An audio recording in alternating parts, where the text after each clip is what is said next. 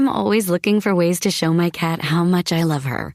And with Fancy Feast gems, I can pamper her whenever I want with a savory gravy on top of a gourmet mousse pâté.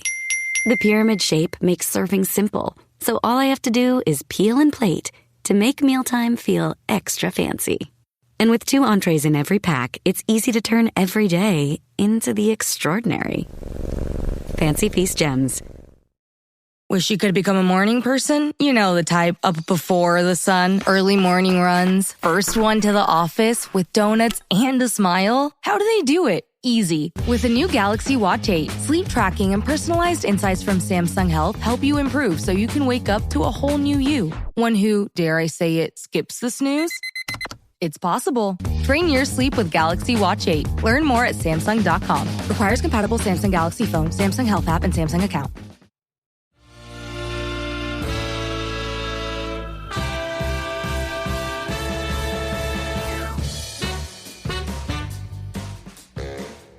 Hello, you are listening to a brand new episode of Whispers in the Wings, and today I am joined by freelance stage manager and production coordinator Daniel Story. Now, before I bring Daniel in, let's find out a little bit more about him. Daniel Story is a Sydney-based theatre practitioner who specialises in technical design and stage management. He graduated from the University of Tasmania in 2020 with a Bachelor of Contemporary Arts and is now studying a Bachelor of Fine Arts, focusing on technical theatre and stage management at the National Institute of Dramatic Art. Daniel has experienced a multitude of roles in his creative practice, including directing, acting, devising, designing, and stage managing. Daniel's previous stage management credits include stage managing the world premiere seasons of Thor for Legs on the Wall and Caravan Boat Treehouse for Mudlark Theatre Company. He has assisted stage managed for the epic 8-hour duration work 888 Work 2022, produced by Unfunded Empathy for the Rising Festival in Melbourne. Also last year, Daniel was employed as the technical swing covering the assistant stage manager and microphone technical plot for Once at Darlinghurst Theatre Company. Daniel specialises in experimental theatre, physical theatre, and durational performance in local and global contexts.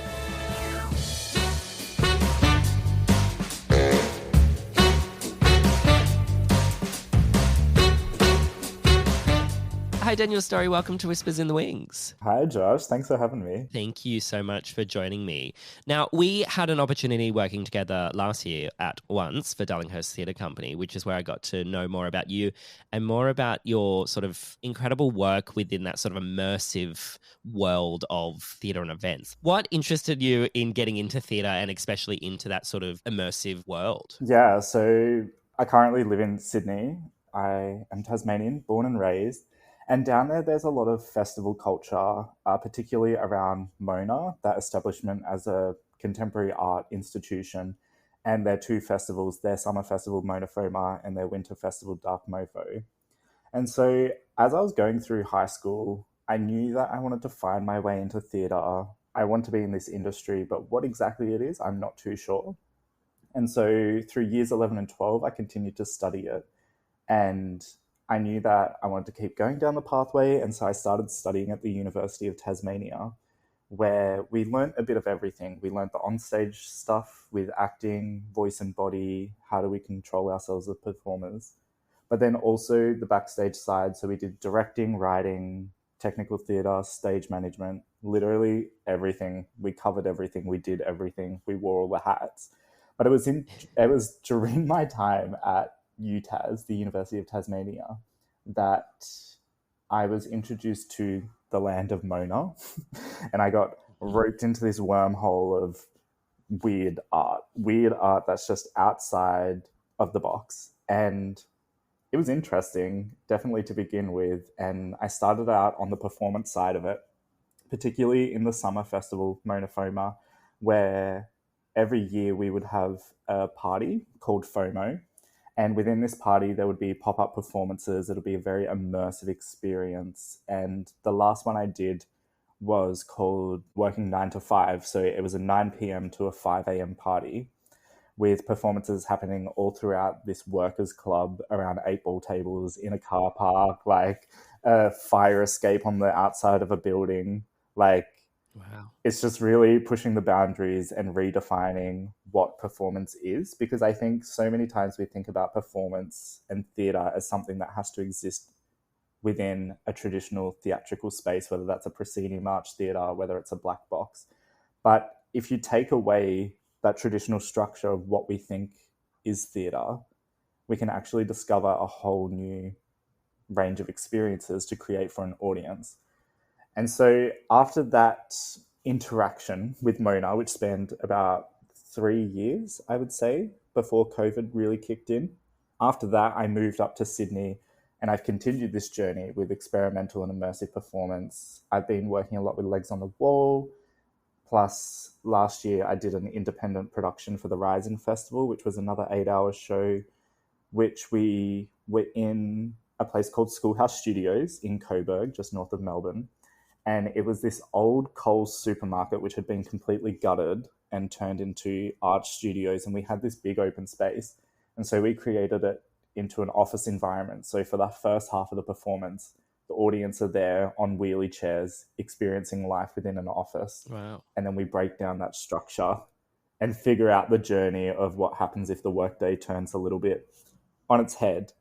And so just this whole concept of just being able to tell a story outside of the constructs of what we think of is as traditional theatre, it's really opened up the breadth of work for me, and I think it's really exciting. Something I need to look at more with theatre, because obviously I'm very much focused on musical theatre, is what theatre exists outside of the well, quote unquote normal. I hate using that, but what's outside of that traditional space. And it's really fascinating to know that, a lot of that, and from what I understand, is happening in those places where traditional theatre don't really exist. Like you said, Tasmania, like there's not really a traditional theatre space there. Like all the theatres that I know of in Tassie are quite small.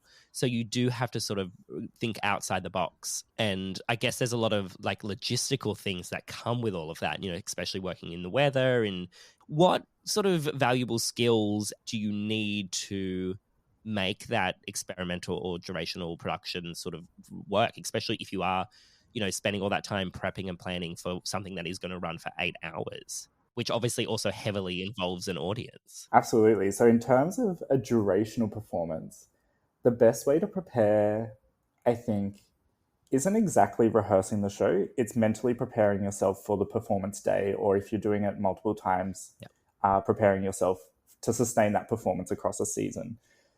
When I was working with Legs on the Wall, I worked on a production of Thor last year, which Thor as in melting, not the Marvel superhero Thor. And it was a block of ice that we had suspended over Sydney Harbour outside the Opera House from a crane, and we had a performer on it at all times. Yeah. And that was my first experience with working as a stage manager in durational performance.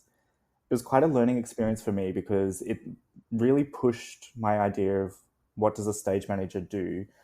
Because yes, we run rehearsals, we look after the performance, we look after the safety of the performers and the crew around us and make sure that everything's running to schedule. But at the end of the day, we never rehearse that show once until we put it on for the first day in front of an audience. Mm. And that's something that I've noticed has carried throughout with other durational works that I've done. You get the base structure of what the performance is, and you have it written out in, say, a Word document or a Google Doc, and you have dot points that you need to hit, but being able to remain flexible within the performance, because you don't have a script. If you do have a script, it could be like a 3-page document for an 8-hour show, and you just know that these are the points you have to hit, but it's really listening to the performance and listening to the performers to figure out, okay, where's this journey going to go now? Because they're also in it for the long run as well. If they're part of the show for 8 hours, they need to figure out, okay, how can I carry myself through? And so I think that that's been the biggest learning experience for me of how durational theatre or even experimental art, like how that differs from traditional theatre, because you just really have to massage it and work on the fly. And I guess it's one of those things that we're no two performances of that durational theatre would be the same because, as you said, that office building sort of structure, like that would have, and this is just what I'm assuming, we can talk about it more obviously, but that would have heavily involved the audience because they are sitting within that space that you are, you've constructed and deconstructing. So does it sort of become a little bit more of like an improvised performance? Obviously, you've got the points that you need to hit, but the rest of it is sort of up to the mood and the atmosphere of everyone that is there? Absolutely. I think that can count towards most performances, though, as we know that when an audience comes into a room, that completely changes the energy of a performance. Like the performers know what they have to get through, but you are responding. And I think what differs when you're doing a durational performance is that because the audience is with you for a longer journey, the performers have to really listen and respond to the audience to understand, okay, I'm losing them a little bit here. How do I get them on track? Because the office show that we did last year, that was from 9 a.m. to 5 p.m. So if we lost the audience at 12 p.m. or 1 p.m. when we're going to lunch, what happens if they don't come back after the show? Slum. We provided lunch and we were like, let's see if everyone has a nap after lunch. But everybody came back, and it was that thing of as a creative team, because we believe that stage management is part of the creative team, how do we work with the performers, and how as a whole team and a whole show do we listen to the audience and make sure that they are with us on the journey? And I guess a lot of audience members aren't used to something like that, like something that is, a full work day's experience. It's such a unique idea. Do you know if that has been done sort of anywhere else around the world, or is that something that was sort of done for the first time here? I guess probably in Australia it was the first time. I'm not exactly sure, if I'm honest with you. With durational performance, I never came across it until I was invited to work on a durational performance. And then that was the little key in the door, and I unlocked a whole new world for me. But prior to that, I'd heard of shows that were, say, 5 hours long, which might have been an opera, but actually creating an experience, which we still label as theatre. I'd never come across that before. I'd never heard of it. And I think it is a little bit of a niche that people haven't responded to yet.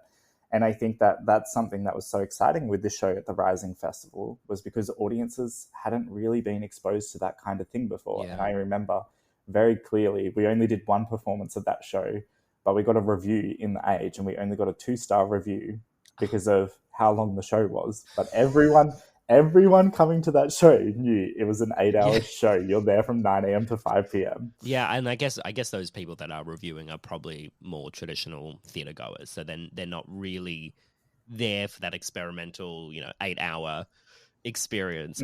As you talked about, like stage managers are a part of that creative team. And I think that within traditional theatre and experimental theatre, all those sort of theatre, people need to accept that a little bit more, because there is so many decisions that need to be made. And our decisions are different to, how a lighting designer might think or a sound designer might think, but it's all still a part of that creative process.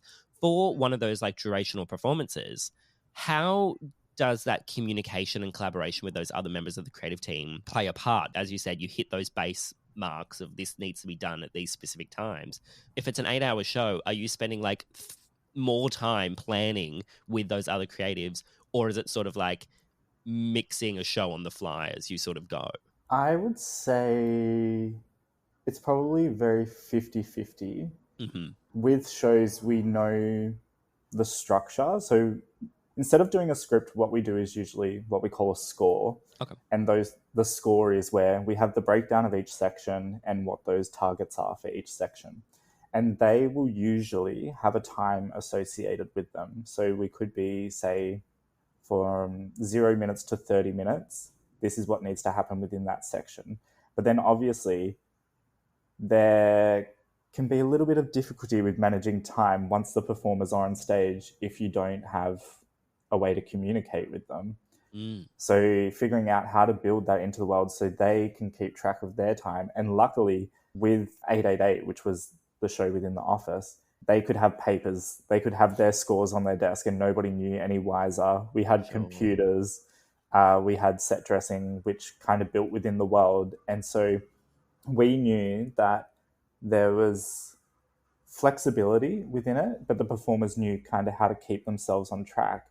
And an easy way for us to keep on track was when we hit that lunch break at 1 o'clock, I think it was, we just cut the lights, the sound, everything, and like the work light came on and it signified the start of lunch, which snapped us out of this world. Wow, that would have been really abrupt. Yeah.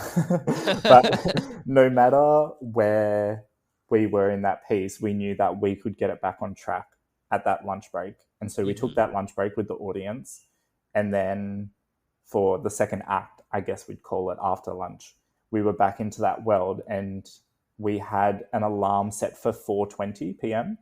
because that's when a pallet of beer was being brought out into the space, and it was knock-off drinks for the day until 5 o'clock.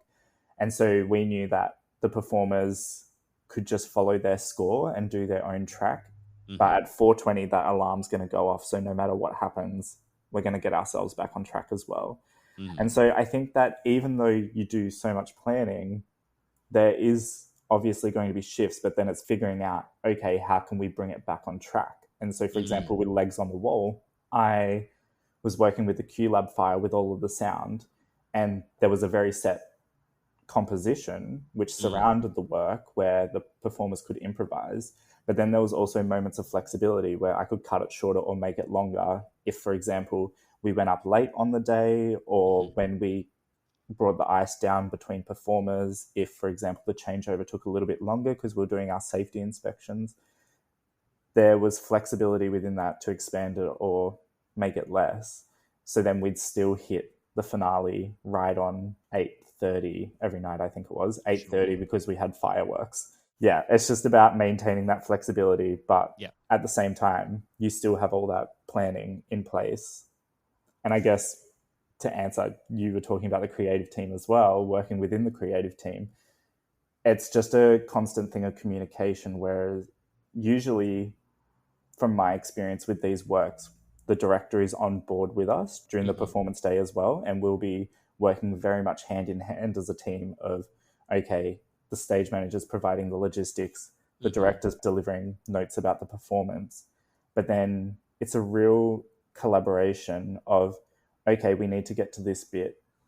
What can we do together? And so it's really two heads uniting as one, which kind of drives the performance as a whole.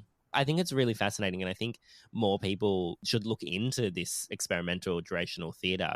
For Thor, I didn't actually get to see it, but I did see obviously some photos and content that you had put up. What are the sort of like logistical nightmares, I'm going to say, around that? Because obviously you're performing outdoors in the sun on an ice cube around general public over Sydney Harbour. Like, I look at that and I'm just like, oh, there's just so many things that you have to consider, especially around like the safety of it. There's definitely different tiers to that. So number one, first and foremost, was always the safety of the performer suspended on the crane on the block of ice. So just as a stage manager, really having a strong understanding of what that performer needs and what are the rules around what they can and can't do. And so I had direct communication with the performer. They had an in-ear piece and I could talk to them throughout the entire performance, which was a thing about maintaining the structure of the work, but also safety things. So because they had a piece of rope connecting them as a safety line to the crane, if they wrapped themselves around the main lines, which was holding up the ice, that was a safety risk because of abrasion against the ropes. So then it was constantly watching that and saying, hey, can you head back to neutral position? Which then they'd look at the ropes and think, okay, I'm tangled, and they untangle themselves. And so a lot of the logistics around that was the safety of the performers. But then also, surprisingly, as stage manager, a big part of my job was being the weatherman, which I'm like, I understand the weather, but then also having that amount of understanding about the weather, it was quite a learning experience, because if it was raining, we would keep going. But if there was a storm coming, we'd have to stop because there's a risk of a lightning strike hitting the crane. With the wind, if we got 3 gusts over a certain speed, that was a show stop. If we got 1 gust over a certain speed, which was higher but like ran for at least say 10 seconds, that was a show stop. So the thing with that is, on the ground, a gust of wind feels very different to a gust of wind 30 meters in the air. So then just being able to monitor that, and it was really logistically challenging figuring it out, how to maintain the weather, how to maintain the safety of the performers. And whilst we understood the audience's proximity and their relation to the work, we really just kind of stayed within our own bubble. Because it was outside the opera house would deal with the audience and kind of manage them, because of if we took that on as part of our performance element, it would just be overloading ourselves with work. So I think that's something important as well, having that communication of who's responsible for what. So many things could go wrong, and there's so many layers to the performance and to the art of it. You do very much need to focus on exactly just that one thing and let everyone else. I guess it's no different to, traditional theatre. Yeah, handing over to the front of house manager. Yeah, leave the front of house to deal with it. Tito's Handmade Vodka is America's favorite vodka for a reason. From the first legal distillery in Texas, Tito's is 6 times distilled till it's just right. And naturally gluten-free, making it a high-quality spirit that mixes with just about anything. From the smoothest martinis to the best Bloody Marys. Tito's is known for giving back, teaming up with nonprofits to serve its communities and do good for dogs. Make your next cocktail with Tito's. Distilled and bottled by 5th Generation Inc., Austin, Texas. 40% alcohol by volume. Savor responsibly. And do their thing.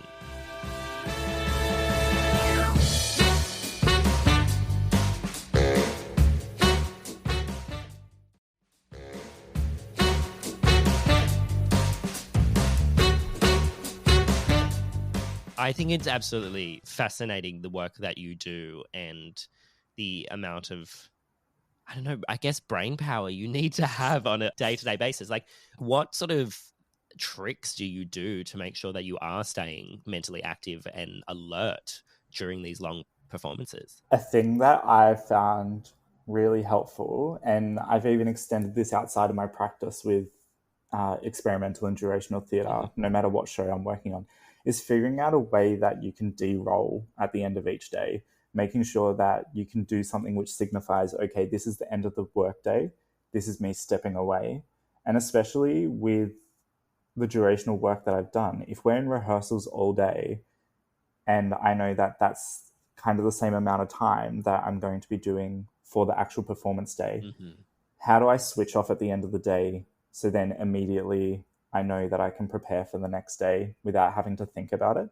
Yeah. So I do things such as soon as I step out of that room, listening to music, what's a song that I have that signals the end of the day for me? Coming home and just finding some sort of pattern that I can sit within, which I know will just take my mind off work. And leading up to the performance day, doing as much preparation as you can during the rehearsal room or the development room. And particularly when you are getting towards performance day, the day before, you want to try and preset as much as possible. Because on performance day, you want to come in, you want to check in with the cast, you want to just do your final touches of your preset. But then after that, you want to be in performance mode. And I think that's something that makes it easier in terms of engaging with a durational performance and sustaining that performance throughout as a stage manager, is knowing that you're not alone. You're within a whole team who's also on this journey with you. You have the performer or performers who are giving it their all across this time. You have a team around you. You have lighting, sound, potentially video. The production manager's usually there. The director's usually there. You're all there together. And so just sharing that experience is something that kind of reminds me to be present within the moment. And instead of thinking, okay, this is what's happening in the second half of the show, really, I found that you just need to focus on what's happening right now. Yeah, I think for performers, de-rolling is so important and valuable. Like, especially if you're doing a show that's quite heavy and could be dealing with some quite dark topics. It is the same for us and for, any sort of creative that is involved on a show full time. It is important for you to be able to take off, the stage manager hat at the end of the day and find those things that you do that sort of, go, okay, work is done. And it's the same for, if you're working an office job, you go home and you do something that just goes, work is done. I don't need to think about work until tomorrow. It's something that I myself need to get better at, especially one of the shows that I did this year, Darkness, was quite a dark show. The topics that were discussed in it were quite heavy. And I was just a little bit too exhausted, really, at the end of the day to de-roll. So I didn't really need to do that. But looking back on it, I'm like, I definitely should have been finding those things rather than just going home, going to bed, finding those things that, I could just move away from the show just for that minute. There was a lot sort of happening on it. But I think it's really important to find those tools and tricks that you can just help you process if it's a busy day. But also talking about being like present and there in the moment. Obviously, for that sort of durational theatre that, you know, you're spending 8 hours working on, yes, you need to be going, okay, well, where do we need to be in, like, you know, that 10-minute mark, 20-minute mark? But you still need to stay present because so much is happening within that moment that you need to make sure that, you know, you're there and not thinking about what you're doing at the end of the day.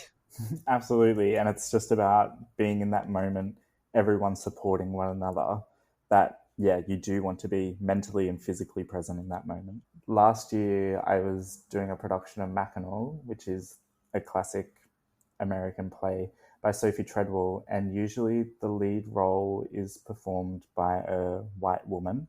Mm-hmm. And that show looks at the abuse of the patriarchy towards women and this manipulation of power. And then eventually at the end of the show, there is a moment where the lead character whose journey we're following is executed by an electric chair.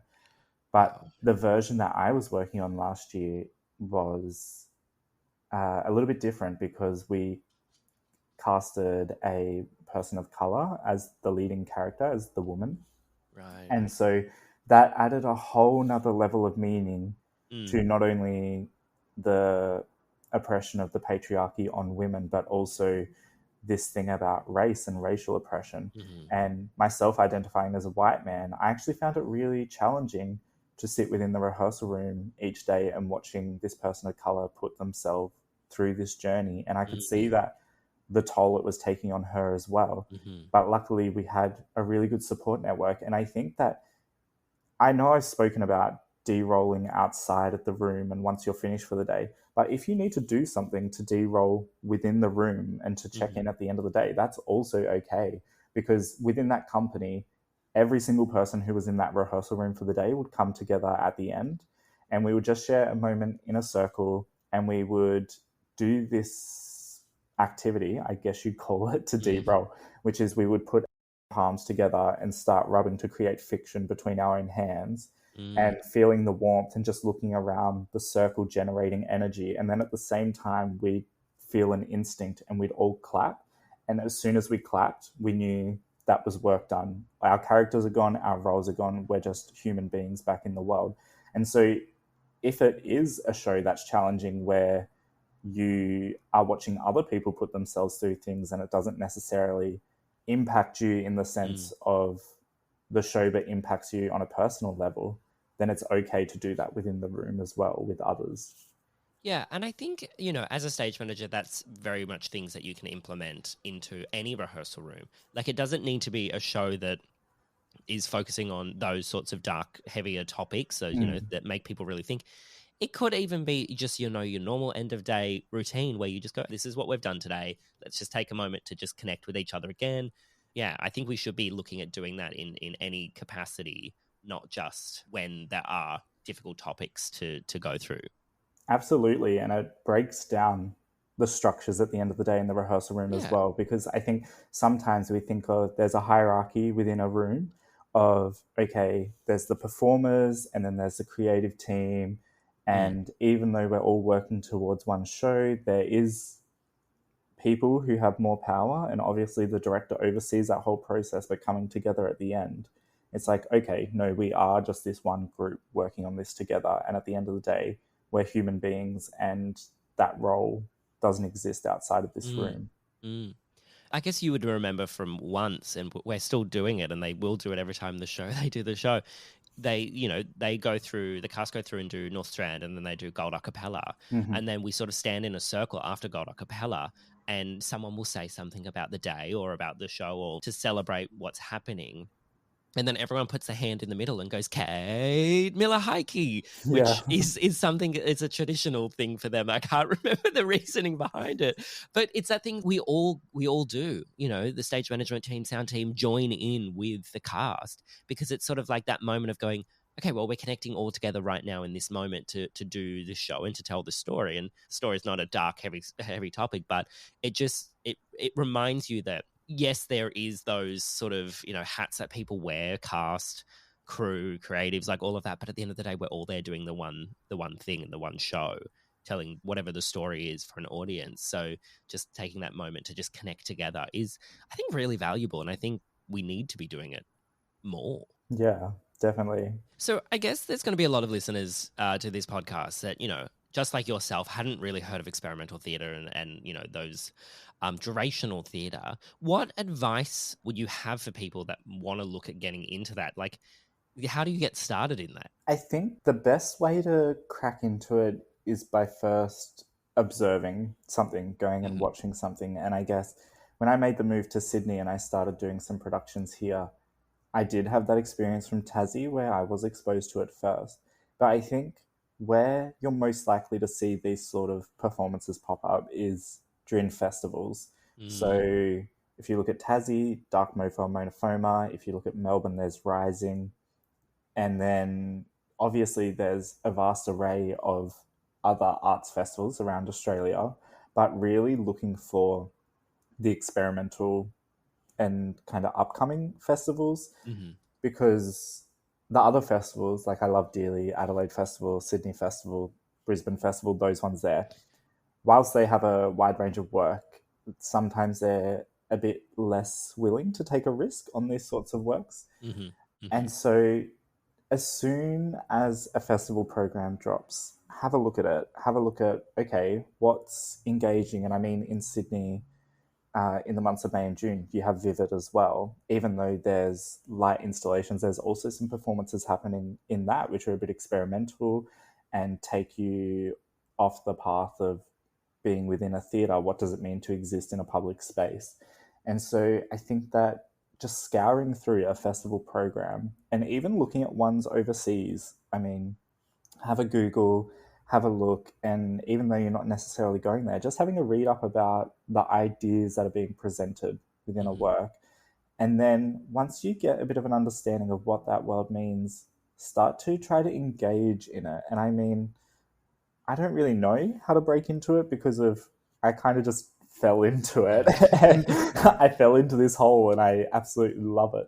But I guess seeking out, there's the amazing technology we have today where it's pretty easy to find people online and reach out and start a conversation and just get an understanding of their processes and how they became a part of something. And then just having a conversation, and you might be able to build a network around that. And they might say, oh, like, I know there's this coming up. How about you come and have a look? I think that communication within our network as stage managers and technical teams is so important, because most of the time people are willing to help each other and we want to share that knowledge. And so just by asking and getting to know someone and just trying to get an understanding, that's a bridge being built there. And you don't know, it could open so many doors for you and you might discover that it's like everything for you. I think that's so wonderful. So wonderful and so important. And our industry is based on networking.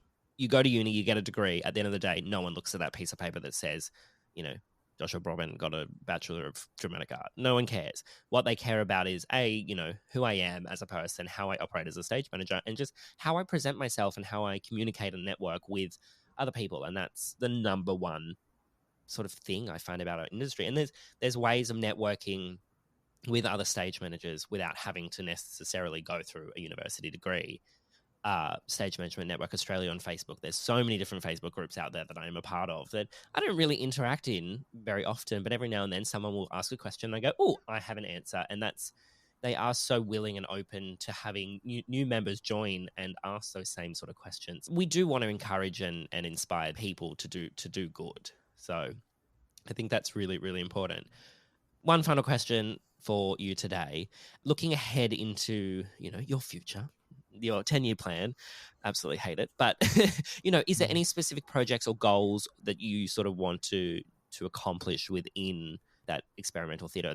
Is somewhere you want to go? Is there something you've seen overseas that you're like, I would love to go and do that event? I have found myself falling more into the festival world, and at the moment, I'm currently kind of stepping away from being directly linked to a show, but rather working in the festival context where I look after multiple shows that come from around the world.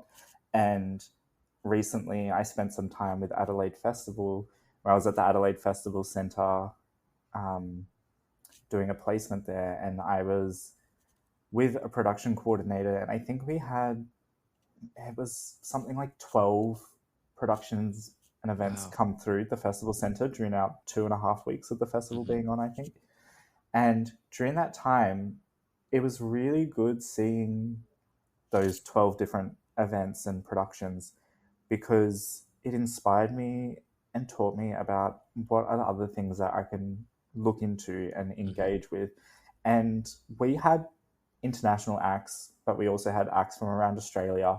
So it was also a good opportunity to build that network. And I think ultimately I would love to stay on Australian productions. I see that kind of as a long-term goal, but something that I want to be really selective about going into the future is the messages of the work that we're presenting. And I think that with art, we have such a important place within society, and we have a platform where we can present social messages and try to enact social change. And I think that that's something that we were doing with Thor, which was about global warming and what happens when we put a 2.4 tonne block of ice in a crane above Sydney Harbour in a 35-degree day in the middle of summer. But being selective about what messages I want to present and kind of link that to my identity of who am I as a person, what do I value, what are my beliefs within society, and then being able to share that message on a global platform. So starting in Australia and then going on international touring on a bit of a circuit, go do different festivals, but having those connections with people and talking to them outside of the show. So do the show, but then get involved with the audience, get involved with the teams that are putting this production on, like mounting it overseas, and just having a conversation around the messages that we're presenting. Because I think that, yes, it's all well and good to tell a story, like a romantic story, boy meets girl or whatever. But something that really excites me is, the changes that we can start to enable just by putting it out there. That's so wonderful to hear, and I cannot wait to follow more of that journey of yours, because it's so fascinating. Thank you so much for coming on today and having a chat. I think it's such a unique side of the industry. I want to say it's relatively new. It's not. It's been there for a very long time. I think it's just now that we're starting to realize the importance of it and stage managers within it and the role that they play. So thank you so much for that. If people wanted to reach out to you to ask some questions about the work that you've done, or, more specifically about durational, physical, experimental theatre, where can they find you? The best place to hit me up is on Instagram. I have 2 profiles. One's just my personal profile, which I'm more likely to respond to, which is at daniel.story_. Or I do have my kind of portfolio page, I guess you call it, which is at Daniel Story Creative, which just has some photos of some work that I've been doing there. So if you actually want to see what I've been working on, that's the best place to go. But if you want to reach out and ask me questions, head over to my personal Instagram. Amazing. I'll pop those down in the show notes for the listeners so that they can find you nice and easy. Daniel, thank you so much for joining. I really appreciate it. Thank you very much for having me, Josh.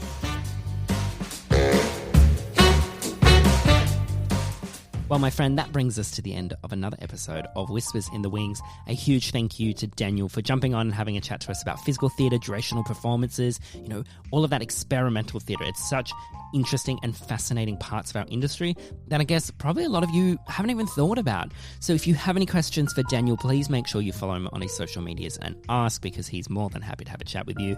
And of course, make sure you are also following Whispers in the Wings on all social medias, and make sure you're following us here in your preferred podcast app as well. And if you are also enjoying Whispers in the Wings, please do make sure you're leaving ratings and reviews. That brings us to the end of the episode. I'll see you next time. Bye-bye.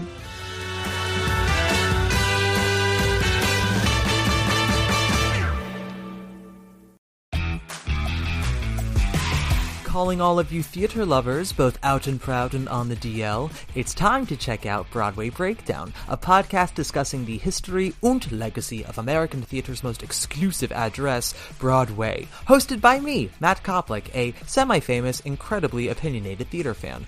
Join me and my guests as we do major deep dives into some of your favorite, or least favorite shows. Hear some of our takes that are hot yet nuanced, salty but also sincere. Or come listen to my thoughts on the latest show to grace Broadway this season and see if it's up your alley. Or check out our frequent discussions on the Tony Awards and learn how to win your next prediction pool. Listening to an episode of Broadway Breakdown is like grabbing a drink with your bestie and gabbing about theater. Fun, foul-mouthed, and surprisingly informative. Or at least that's what it's like when I'm with my bestie. So, give a listen to Broadway Breakdown and take your theater discourse to the next level. Broadway Breakdown, found on the Broadway Podcast Network or wherever you listen to podcasts.